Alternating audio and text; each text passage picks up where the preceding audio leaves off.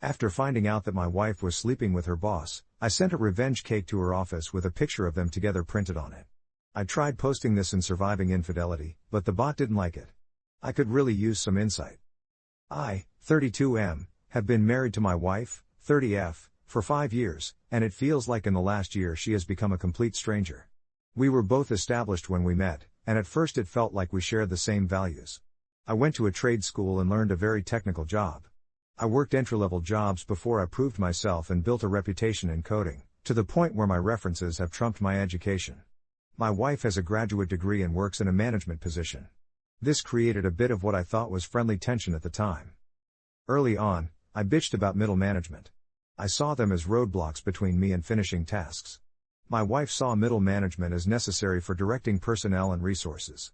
Personally, I was stuck with a bad string of middle managers that thought code developers were modular and replaceable. They set unreasonable deadlines, promised features to clients, and created scope creep. Every time I told her about the next boneheaded thing my manager instituted, she always took his side. Note, she never met him. He sees things you don't, she would say. After about a year of dating, I learned to stop telling her about my day at work if it didn't involve days off or raises. I always felt like she resented the fact that I didn't go back to school for a 4-year or graduate degree. She pushed me about it early on, before marriage, but when I broke down the loans in debt she dropped it. She was relatively debt-free when we married, as was I. As I said, we were pretty close in earning power as well. About 2 years ago, I started working for a company that had an owner who talked to me directly. He saw value in me and my potential. I now make 50% more than my wife, and my manager is a guy who works well with me. While not a technical lead, he embodies what a Scrum Master should be. I would say he knows how to stay out of my way, but that makes it sound adversarial. He's a great supervisor. The first 4 years of marriage went great overall. I didn't complain about managers from work, and she didn't push me to dump thousands into a piece of paper in debt. We had fun, went on date nights several times a month, shared hobbies, cooked together, read books together, and watched movies together. When the first lockdown hit, we both worked from home.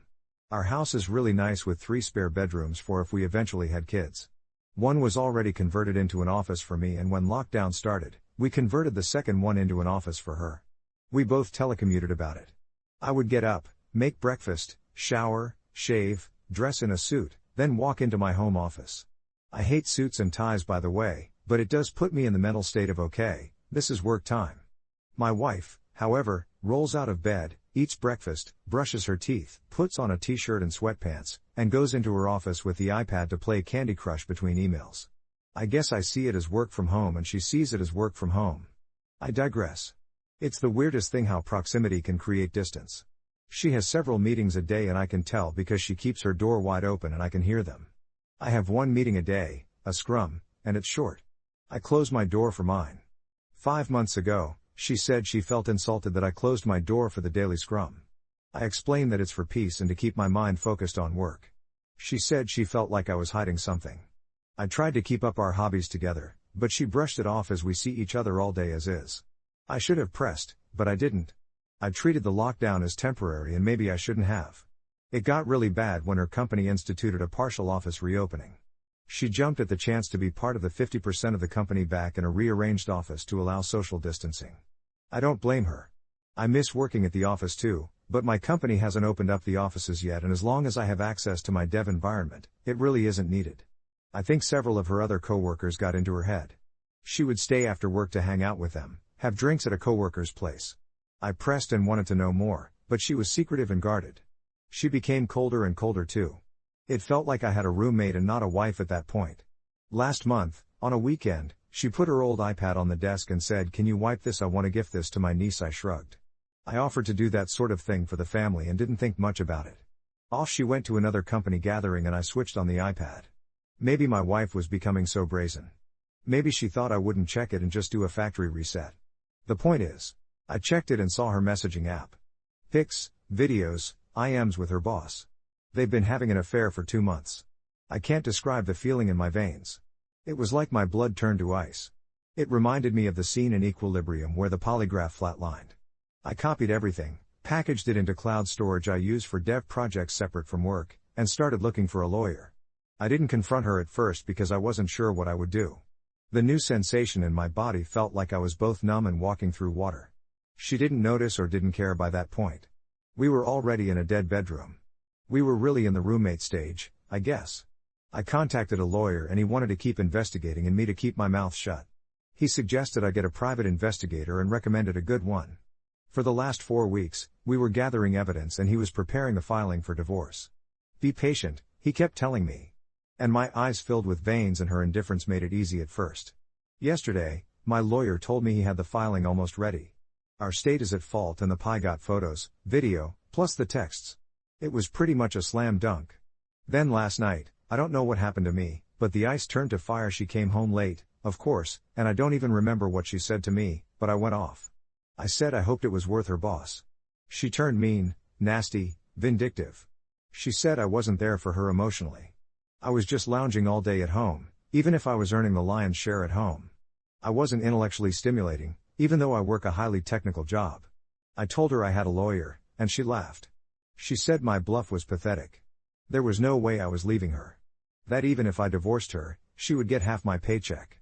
If I stayed with her, at least I would get to occasionally have sex, so I shouldn't mess this up. She was a different person. I said to her, "That's not a marriage." She laughed again. "Honey, this is the 21st century. A woman can have her cake and eat it too." She laughed again and went to bed. I emailed my boss and said I needed a week off to handle a family issue. He, of course, granted it. I slept on the couch in my office. This morning, she left as I was getting dressed and only said, "Don't wait up."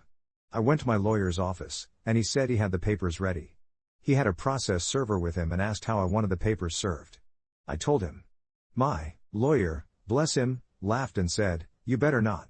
I've had so many people want to do audio or revenge serving, and I always talk them out of it. Judges don't have a sense of humor." He told me how this could cost me alimony or assets. I didn't care. Her words burned me. I wanted her burned back. The lawyer did his best to keep telling me not to, but he relented when he saw how serious I was about this. The process server heard my idea.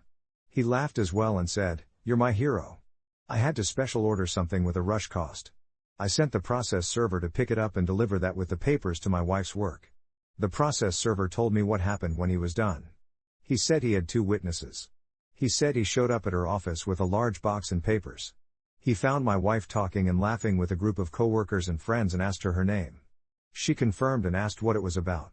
He put the box on a nearby desk and opened it. It was a cake, one that you could get a custom image printed on and frosting. I didn't even know that was a thing until this morning. The image was an image of my wife and her boss in an embrace, clothed but obvious what they were doing, with the words, "Here's your cake. Eat it," and icing above the image. The process server put the papers next to the cake box on the table. "You've been served," he said. What happened next was a loud screech from her. At least 8 people in the office saw the cake. My wife freaked and swatted the large cake box off the table, where it fell on the carpet but with the image still visible. Several of her coworkers started berating her and she started crying and screaming. The process server took a hasty retreat. My phone blew up and I am overwhelmed with all the support I've gotten in the past week. I'm still off from work. My boss decided to give me 2 weeks instead of the one I requested. Good man he is. I've already split our savings in half, put my half in an account in my name, and changed autopay for the mortgage, credit freezes, etc. Everything my lawyer advised me to do with the household funds. First off, we have no kids. Second, I'm seeing a therapist to help me. I found one that is well versed in helping with infidelity. I've seen him twice and I am feeling a lot more balanced out. Still some weird low points, but nowhere near the same amount of swing between the two. After the cake stunt, I'm definitely taking my lawyer's advice on anything from this point forward. He said you can be happy or you can be right in regards to taking his advice, and I get that now. He told me that if my wife wants to return home, I'm not legally allowed to kick her out, but I should record all interactions with her. She's not staying at home again. Still at her mom's, but she did want to come by Saturday to talk. My lawyer told me I could, but said he would prefer if she wants to talk to have it done at his office with her own lawyer. Present as well as himself, I presented this to her in an email, of course, and she responded that she didn't have a lawyer. My lawyer said barring showing up at his office, having witnesses, and recording the meeting, I let my wife know this was my condition to talking with her. She actually accepted, so I had 2 mutual friends come in. All 3 of us had our phones on the table, ready to record. She came in and tried to give me an awkward hug, But I just held my hand up and the phone started to record as the four of us sat down at the kitchen table. She was actually apologetic. She said she felt like she was watching a movie versus being in charge of her life, but it felt thrilling and with a rush. She asked if I wanted to know why. I said I really didn't care at this point. She felt that she owed that much to me and told me she said that when she started going back to the office when it reopened, she got really close to 3 female coworkers, each a few years older than her and 2 of them divorced. She said they wormed their way into her head, told her about how she's owed more than she's getting. They asked her constantly about her home life. The ringleader apparently was psychoanalyzing me for my wife's stories. My wife told them about my issue with managers back in my early career and the ringleader took this to mean I'm threatened by educated people. The ringleader told her that I was a submissive male and she needed a take-charge man in her life. That if I found out, I might have shouted and threatened. But get in line. My wife still has her job for now, but only just.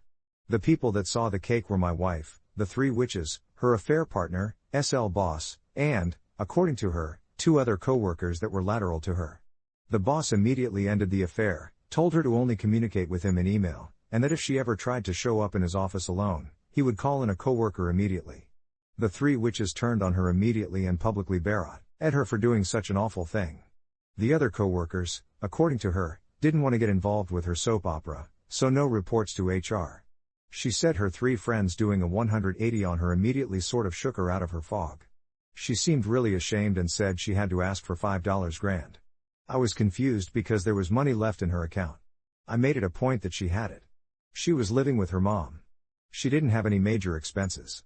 It turns out the ringleader and the other 2 witches wanted to be paid for their silence. They're blackmailing her and gave her a deadline, lest HR will know all the sort of details. She was pleading for help. I told her that there is no going back to normal after this. Everything will change. That if she bends now, it will be more money later. Best for her to report herself, her boss, and her co-workers. It would work better than having sleepless nights waiting for the knife to fall. She seemed to hem and haw on that, but she did finally ask the big question. What about us? We're just first week back at work and my boss decided to tell everyone we could get off at noon today for Good Friday Easter weekend. I'm doing a lot better. I'm still seeing an individual therapist and last weekend I drove out into the rural roads to unwind and saw a dog breeder as I was driving by and was curious. I stopped in. He was an Asian fellow and had a breed of Asian dogs I've never seen before. He was telling me about how they were extremely loyal and brave.